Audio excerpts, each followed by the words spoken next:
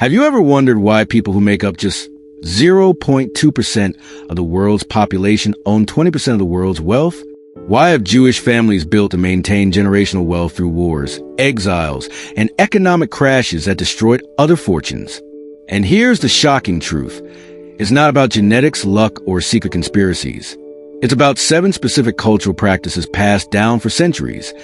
Practices so powerful, they created wealth dynasties that survived Hitler's genocide, Stalin's purges, and every economic crisis of the past 200 years. Today, I'm revealing these 7 rules that created more millionaires per capita than any other cultural group in history. They're practical systems you can implement starting tonight to transform your family's financial future, regardless of your background or current resources. If you're ready to discover why Jewish families pass down wealth, while others pass down debt, hit subscribe now. By the end of this video, you'll have a complete roadmap to build the kind of generational wealth that survives anything the world throws at it. Let's start with the first rule that shocked me the most. Rule number 1, feed yourself before feeding others. Here's something that might sound selfish, but it's actually the secret to creating generational wealth. Jewish culture teaches pikwach nefesh. Take care of yourself first before helping others. When I first heard this, I was confused. Aren't Jewish people known for their charitable giving? Here's the thing. They give more precisely because they follow this rule. Think about it like the airplane safety instruction. Put on your own oxygen mask before helping others. Soul Price, founder Price Club, now Costco, built his empire by first securing his family's financial foundation. He lived modestly despite his growing wealth. But he wasn't cheap. Every dollar he saved was strategically invested back into the business or his family's long-term security. Only after securing multiple generations of financial stability did he become one of history's most generous philanthropists. This rule has 3 practical applications that transform how I think about money. First, establish your emergency fund completely before making substantial charitable donations. Most Jewish families I studied maintained 6 to 12 months of expenses in cash, no matter how successful they became. Second, prioritize retirement savings and children's education funds before luxury purchases or donations. As my mentor, a 4th-generation Jewish merchant, told me, charity is forever, but if you run out, you can't continue being charitable. Third, view personal development and business investments as moral obligations, not selfish acts. When you strengthen your ability to create value, you increase your lifetime capacity to help others. The psychological insight here is profound. When you're financially secure, you give from abundance, not scarcity. This creates sustainable generosity that spans generations rather than exhausting resources through emotional giving. Start applying this today by automating 20% of income to your financial foundation first, then determining your charitable budget from what remains. This shift alone can transform your family's financial trajectory. Rule number 2, financial education starts at 13. Want to know why Jewish kids understand money better than most financial advisors? They start learning at 13 during their bar or bat mitzvah, literally son or daughter commandment. This isn't just about religious tradition. At 13, Jewish children receive financial lessons that most Americans never get in their entire education. They learn the October 20th, 70 principle, 10% for charity, 20% for savings and investing, 70% for living expenses. Michael Bloomberg's father gave him 1 share of IBM stock for his bar mitzvah in 1955. But the gift wasn't a stock. It was the weekly discussions about how companies work, why stock prices move, and how to analyze business fundamentals. By college, Bloomberg was already thinking like an investor. Jewish families create what I call financial apprenticeships. Kids don't just get allowances, they get projects. Rachel Rockfeld, from a prominent Jewish family, told me her 14-year-old manages a small investment account, researches stocks, and presents quarterly reports to family dinners. She's learning what business schools charge $200,000 to teach. This early start creates compound learning, not just compound interest. A child who understands basic investing at 13 has a 50-year head start on peers who learn at 30. Here's how to implement this immediately. Give your teenager $1,000 and 3 tasks. First, allocate across charity, savings, and spending. Second, Research one stock and explain their analysis to you. Third, track results for 3 months and present findings. The psychological magic happens when kids see money as a tool they control rather than a mysterious force that controls them. Jewish children grow up comfortable with financial discussions, investment risk, and wealth-building strategies. Start this weekend by having a money conversation with your kids using real numbers from your family budget. The earlier they understand financial principles, the longer these rules have to create wealth across generations. Rule number 3, 10% is addition, not subtraction. This might sound backwards, but Jewish families treat charitable giving like a business investment, not an expense. Maser means tithing 10%, but here's the mindset shift that creates wealth. They see this 10% as money that comes back to them multiplied. When I met Samuel Rosenberg, a third-generation jeweler, he shocked me by saying, "I give away 10% to grow my business by 30%. How does this work? Jewish tradition teaches that giving creates what they call reciprocal prosperity. When you support your community supports you. Carl Icahn started this practice in his 20s when he barely had enough to live on. Every month, 10% went to support other Jewish families in need. Those connections became his first investors, business partners, and networking foundation. He calls it investing in social capital rather than charity. The psychological power is remarkable. When you budget giving first, you subconsciously find ways to earn more to maintain your lifestyle. It's like Parkinson's law in reverse. Giving shrinks expenses or expands income. Here's the practical application. Calculate your annual income and set up automatic transfers of 10% to carefully chosen causes. But choose strategically. Jewish families often direct their giving to organizations that support entrepreneurs in their industry educational institutions, where future business partners study communities where they live and work. This creates what I call the charity network effect. Your giving builds relationships that generate business opportunities, partnerships, and referrals worth far more than the original donation.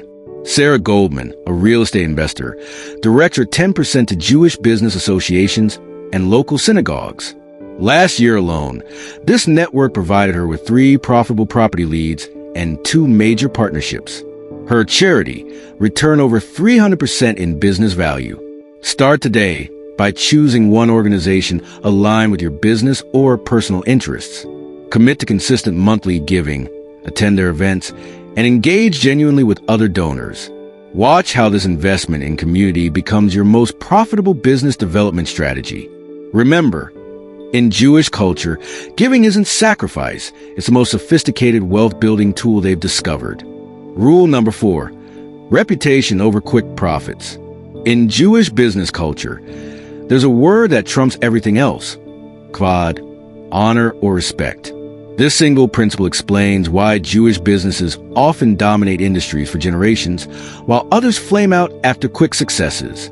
When Isaac Perlmutter sold Marvel Entertainment for $4 billion, he attributed his success to his grandfather's teaching. Never make a deal that you can't sleep well after.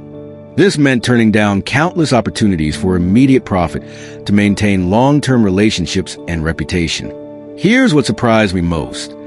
Jewish businesses often lose individual deals to win decades-long partnerships. I studied 5 Jewish family businesses that have operated for over 150 years. Everyone had stories of taking short-term losses to preserve client relationships or industry reputation. The Guggenheim family built their mining empire on this principle. When copper prices spiked during World War I, they honored pre-war contracts at lower prices despite massive potential profits. This irresponsible decision led to exclusive partnerships worth exponentially more over the following decades. This reputation-first mindset creates what economists call trust premiums. Customers willingly pay more for guaranteed quality and reliability. Jewish jewelers, for instance, often command higher prices not through marketing, but through generational reputation for fair dealing. Apply this immediately in 3 ways.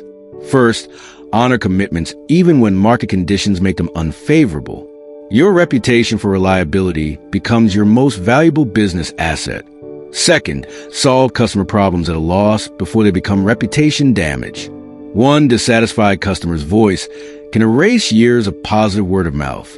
Third, build relationships expecting 20-year partnerships, not one-time transactions.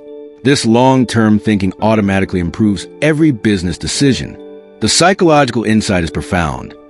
When you prioritize reputation over immediate gain, you attract higher quality customers, partners, and opportunities.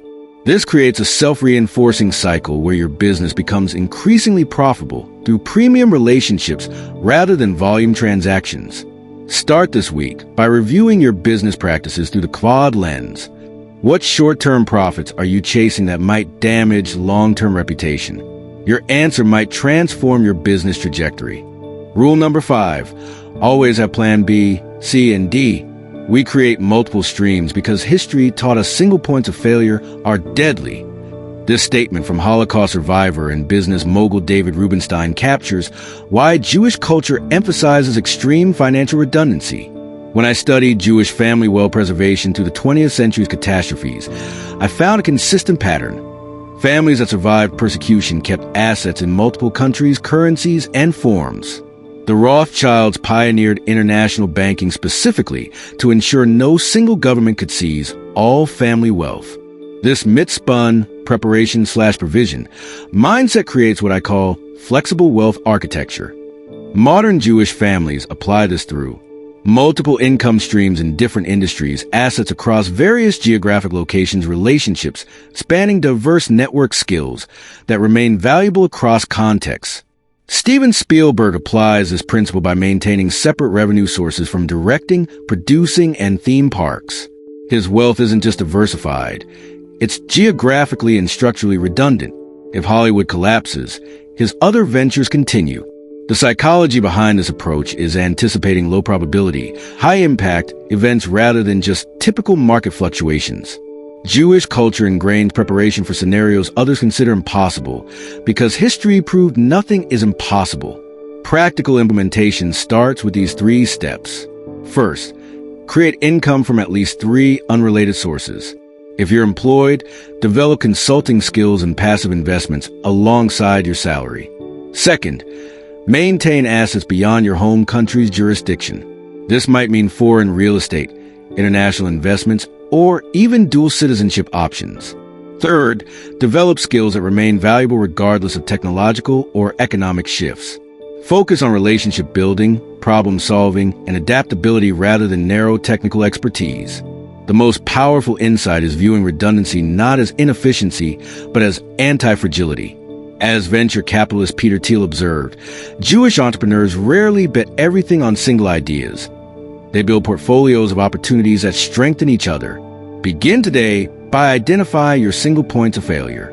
Where is your financial life vulnerable to one catastrophic event? Creating backup systems for these vulnerabilities isn't paranoid. It's prudent planning that has preserved wealth through history's worst disasters.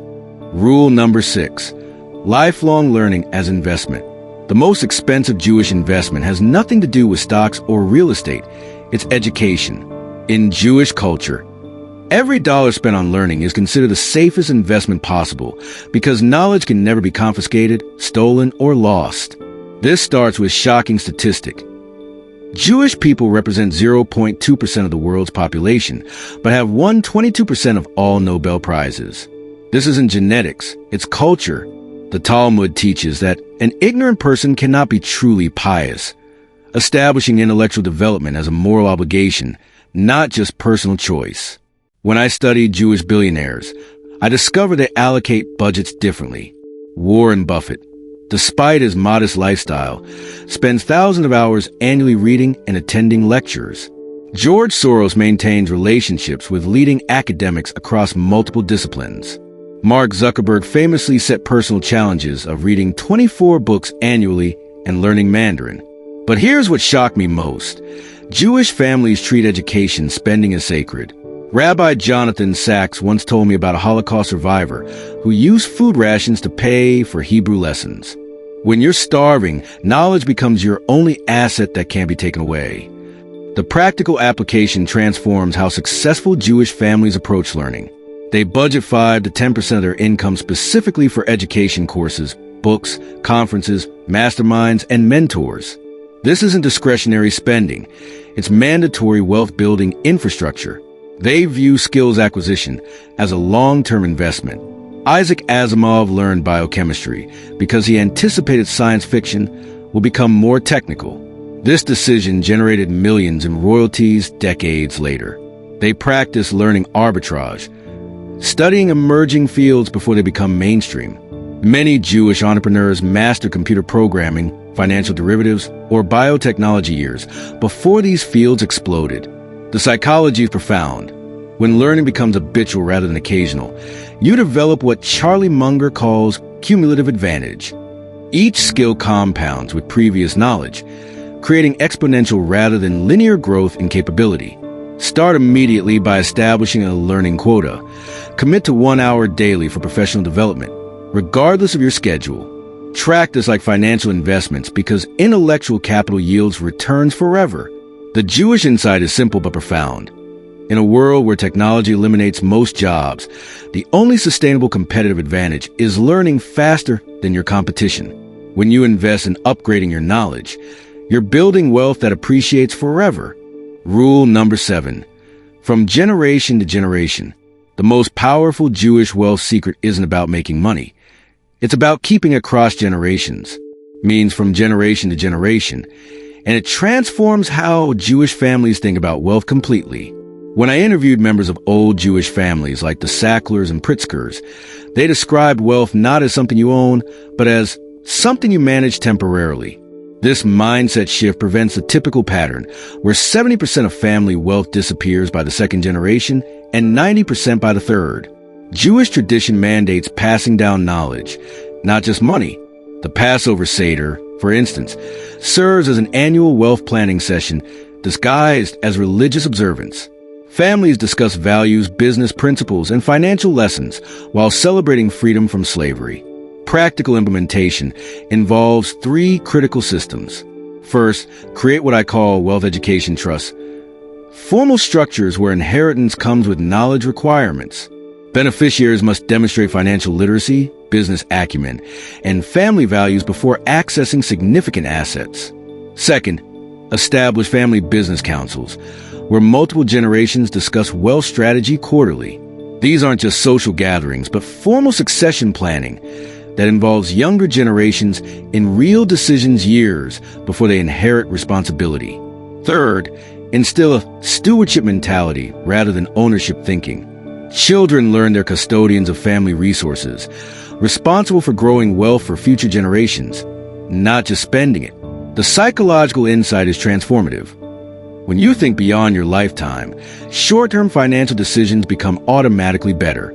As one Jewish patriarch told me, I make investment decisions that will be profitable for my great-grandchildren I'll never meet. Start this legacy thinking today by having explicit conversations with your children about family financial values. Create a family financial mission statement that guides decisions across generations. The Jewish approach proves that sustainable wealth requires raising wealth-capable heirs, not just accumulating money. When each generation adds rather than depletes family resources, compound growth occurs across centuries, not just decades. This final rule ties all others together.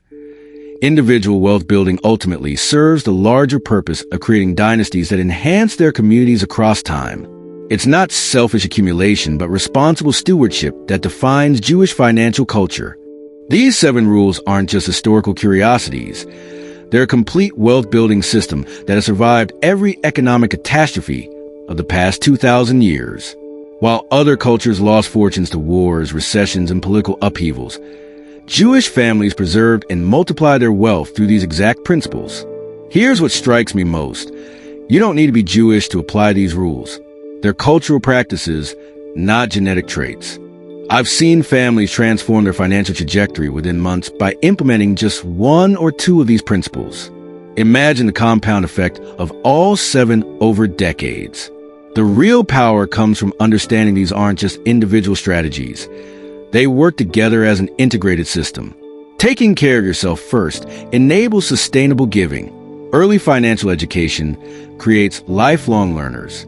Building reputation generates reliable income streams. Multiple contingency plans protect generational wealth. Start small, but start today. Pick the rule that resonated most strongly and implement it this week. Maybe it's setting up that automatic 10% giving, having that first money conversation with your teenager, or creating your second income stream. Success leaves clues, and 3,000 years of Jewish prosperity is the ultimate proof these principles work. The families who built empires, the Rothschilds, Guggenheims, Gettys who married into Jewish families, and countless unnamed merchants all followed these same rules. Your financial legacy starts with a decision right now. Which rule will you implement first? Leave a comment with your choice and why. Subscribe for more wealth-building wisdom that transcends just making money. These principles create lasting prosperity that transforms generations.